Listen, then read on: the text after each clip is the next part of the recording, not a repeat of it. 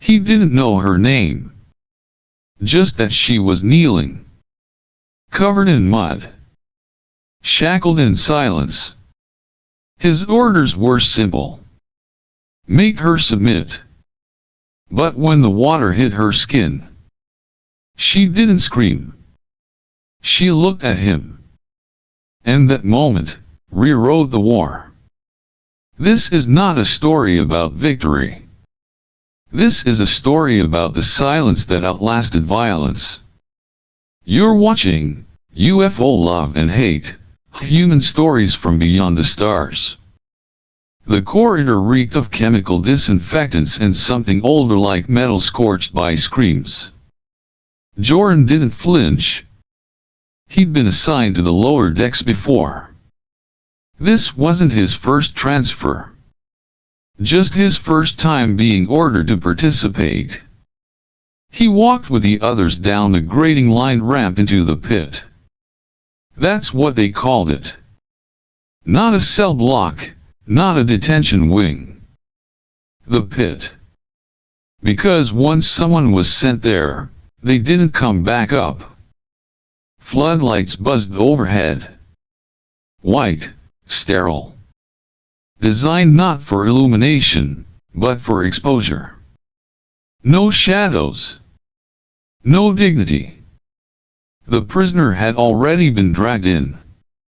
Jordan saw her kneeling in the center of the basin, if it could even be called that. Just rust-stained concrete slope to drain what was left behind. Blood, piss, memory. She was barefoot. Her body streaked with dried mud and sweat. Her hair, long and silver like thread drawn from a dying star, hung wet against her back. Torn fabric clung to her barely clothing. Mostly remnant. No chains. No collar. Just posture. She wasn't tied because she didn't need to be. She wasn't going anywhere. The commanding officer handed Jordan the pressure wand. Thick, metal, with 2 settings, sterilize and subdue. You're new, the officer said, tone casual. Make sure she's clean. A few of the others chuckled. One whistled. Jordan nodded without speaking. Took the wand. Felt its weight. He stepped into the basin. His boots splashed into stagnant water. The prisoner didn't raise her head. He circled her once, the way you might walk around a statue you're told to destroy. She didn't move. Didn't brace. Just knelt. Her skin shimmered faintly under the lights. Not with beauty, there was nothing romantic about it. Just raw. Exposed. Covered in the kind of grime you earn surviving bombs, not dirt. Jordan lifted the wand. Flicked the nozzle open. Water blasted from the tip like a gunshot. The force of it cracked against her back, tossing strands of hair forward. Mud peeled away in sheets. Skin reddened. She didn't scream. He moved to her shoulder. Sprayed again. She didn't flinch.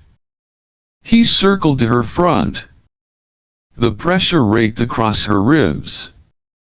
Still nothing. Not a sound. Not a wince. Only her eyes moved.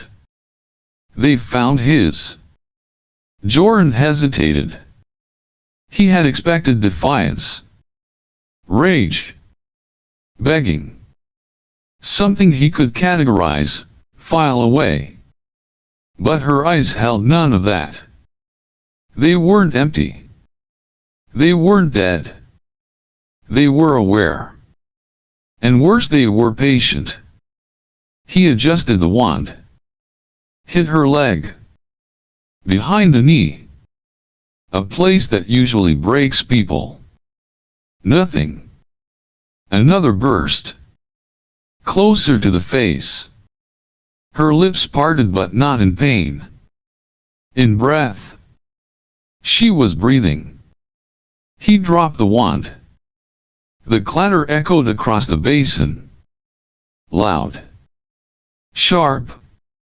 Everyone above the pit looked down. Some leaned in, curious. A few frowned. Joran stepped back. His boots scraped metal. She was still looking at him. He turned away first. No one said anything. No one had to. The lights buzzed on. She remained kneeling, water soaking into the concrete beneath her. The filth had been washed off, but she wasn't clean. Joran walked out of the pit with his jaw clenched, hands shaking where no one could see. That night, he didn't eat. Couldn't sleep. Not because of guilt. Because of the silence. It hadn't been the lack of sound that haunted him. It was the way she never needed it to be heard. Joran waited until lights out. Shift change left the lower corridors half patrolled, and the surveillance nodes always lagged for a few minutes between handovers. He'd memorized the blind spots on his first week not because he planned to use them, but because everyone did. Secrets didn't last in the pit. They fermented. He slipped past the second gate, down into the detention wing that smelled of wet stone and something metallic, not quite blood, but not far. He didn't bring a weapon. Just a wrapped cloth bundle and a flask of clean water. The lights inside her cell were dim, flickering. Intentional. A design choice meant to wear down the eyes and the will. She sat in a corner. Same posture. Knees drawn, hands resting atop them. Awake, but unmoving. She didn't turn when he entered. Didn't react at all. He cleared his throat. No response. I need to know, he said. Why didn't you scream? She turned her head just slightly. Just enough for the light to catch her cheekbone, a streak of dried skin that hadn't been touched by water or time. Because you weren't listening for anything human. Her voice wasn't hoarse. It wasn't cold either. Just quiet. Functional. Like it had been saved for something important, and this barely made the list. He sat down, not too close. Set the cloth on the floor between them. Opened it to reveal a piece of soft fabric, worn but clean. A blanket. And a flask. She looked at neither. You don't have to thank me, he said. I wasn't going to. He almost laughed, but the weight in his chest made it come out wrong. He stared at the wall for a while. The silence expanded, touched every corner of the cell, like mist. They said you're high caste, he offered eventually. Important. A diplomat, maybe. She blinked slowly. I'm no longer important to them. Then why keep quiet? I've seen how humans listen when they think they are being merciful. It's louder than torture. He swallowed hard. The blanket sat there untouched. She hadn't moved since he arrived. But then, as the room sank further into darkness, she reached for it. Not quickly. Not with need. But with calculation. Like it wasn't comfort she wanted, but the memory of it. Her fingers brushed the fabric. Paused. He noticed the slightest tremor in her hand.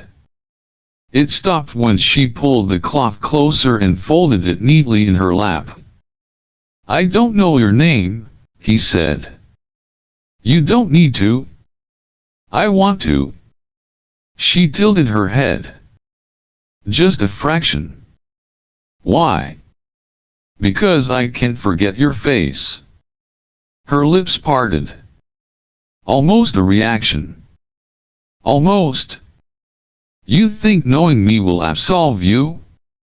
He shook his head. No. But not knowing you feels like erasing you. Another silence.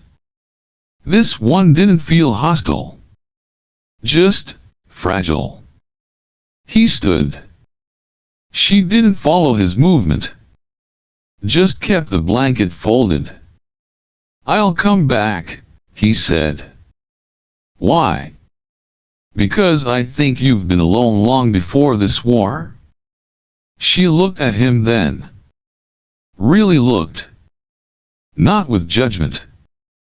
Not even surprise. Only recognition. He stepped out, leaving the flask behind.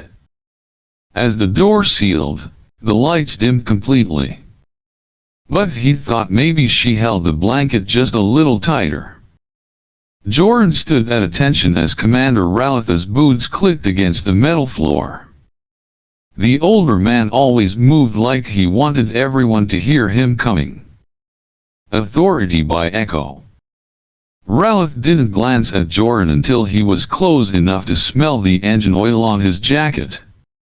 I hear you've been spending extra time on the lower tier, Ralith said. Joran said nothing. I don't care what you think you're doing down there. Talking to it. Feeding it. You're not a savior, Joran. You're a soldier. Joran's jaw tightened.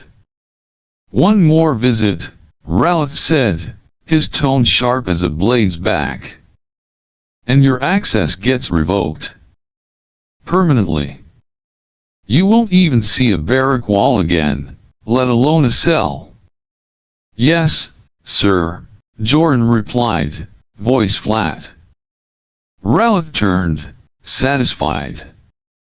But as his footsteps retreated, something in Joran's chest stayed clenched. That night, he went back. Not through the front. Through the crawl pipe above the old ventilation grid. He dropped down just outside the auxiliary hall that connected to the detention wing. The silence there wasn't peaceful. It pressed against the skull. When he reached her cell, she was already awake. Or maybe she never slept. She didn't turn when he opened the hatch. You came back, she said. They told me not to. She didn't answer. Didn't need to. He sat down on the opposite wall. She hadn't moved the blanket from last time. It remained folded in her lap. Her hands rested on it like she was afraid the weight would disappear. There's something I've been trying to understand, Joran said. She waited. They are afraid of you. Even the commanders. Why? She was silent for a while. Then, because they broke something they didn't understand. He tilted his head. Before the breach, she continued, I was in negotiations. High table. Trade systems, military boundaries. We came close to a pact. But humans don't like peace unless it's written in ash. His breath caught slightly. You were part of the last treaty? I wrote it. They burned it. And blamed the smoke on us. She looked up. Her eyes met his, not with anger, but with the slow exhaustion of someone who has told the truth too many times to too many walls. They branded me traitor to my own. Enemy to yours. Convenient, isn't it? He swallowed. Why didn't you run? She blinked. There was nowhere left that didn't speak in fire. Joran pressed his palms to his knees. The metal was cold, grounding. Her voice stayed in his ears long after she stopped speaking. You said you wrote the treaty. You never told me your name. I didn't. Why? Because if I give it to you, you'll speak it. And someone will make it mean something again. That's not safe for either of us. His heart ached at the simplicity of it. She leaned her head back against the wall. Closed her eyes for the first time he'd seen. But you can call me what they won't, she whispered. He leaned forward. What's that? She opened her eyes again. Alive. Neither of them moved. He wanted to say something. A dozen things. But everyone felt like an interruption. She looked at him like she saw the war behind his eyes. Not the uniform. Not the guilt. Just the ache of someone finally seeing clearly. He stood, hesitated. Then knelt, still not touching her. Still not reaching across that last invisible line. I'll come back, he said. I know, she replied. And for the first time, she unfolded the blanket and placed it over her own shoulders. Like it belonged there. The evacuation order came at dawn. No sirens. Just the quiet urgency of soldiers moving with too much purpose and too little explanation.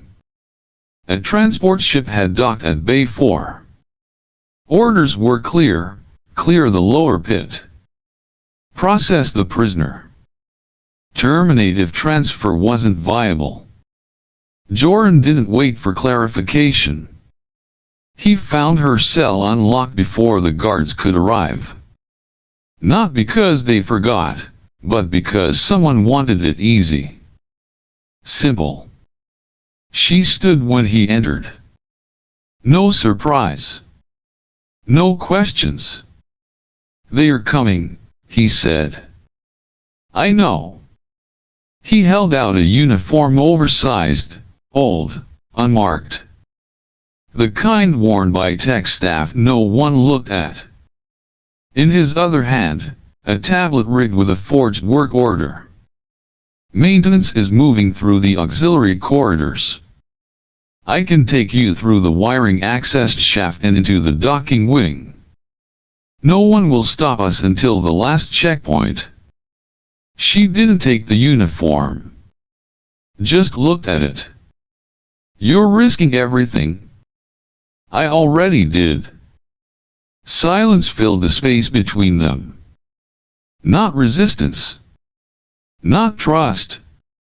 Something in between. She took the uniform. Folded it carefully.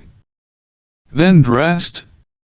Minutes later, they were moving through the corridor, white light buzzing overhead, boots echoing on sterile floor. Her head was lowered, face obscured beneath a standard issue cap. They passed 2 squads. No one looked. At the final junction, Joran hesitated. Behind the next door was the external gate. It was unwatched, timed to open with a docking cycle. He turned to her. This is it. She studied the door. Then him. And smiled.